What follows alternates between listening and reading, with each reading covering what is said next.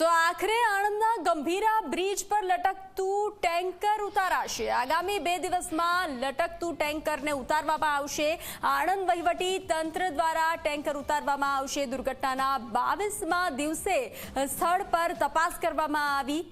મરીન્સ એજન્સીએ બ્રિજ પર સમીક્ષા કરી હતી। તો ગંભીરા બ્રિજ દુર્ઘટનામાં જે રીતે દ્રશ્યો સામે આવ્યા હતા, ટેન્કર લટકાયું હતું, તો તેને લઈ અને તપાસ કરવામાં આવી છે અને હવે આ ટેન્કરને ઉતારવામાં આવશે। આણંદ જિલ્લાના ગંભીરા બ્રિજ દુર્ઘટનાને આજે 21 દિવસ પૂર્ણ થયા છે, તેમ છતાં તૂટેલા બ્રિજ પર ટેન્કર લટકી રહ્યું છે। જે લટકી રહેલું ટેન્કર ઉતારવામાં આવશે।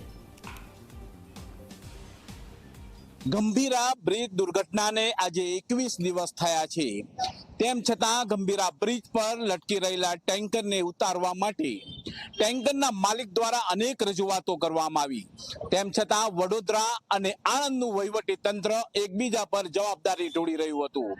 ત્યારે જે ટેન્કરના માલિક દ્વારા અનેક રજૂઆતો બાદ મુખ્યમંત્રીએ આ જવાબદારી આણંદ જિલ્લાના વહીવટી તંત્રને સોંપી છે। ત્યારે આજે પોરબંદરના મરીન્સ રિસ્પોન્સ સેન્ટર દ્વારા ઘટના સ્થળની મુલાકાત લેવામાં આવી હતી અને 2 દિવસમાં કેવી રીતે આ ટેન્કરને નીચે ઉતારવું તેની કવાયત હાથ ધરી છે।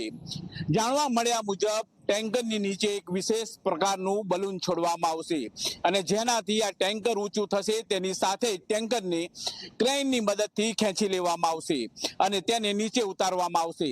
ત્યારે આગામી 2 દિવસની અંદર આ જે લટકેલા ટેન્કરનો પ્રશ્ન છે એનું નિરાકરણ આવે તેમ લાગી રહ્યું છે।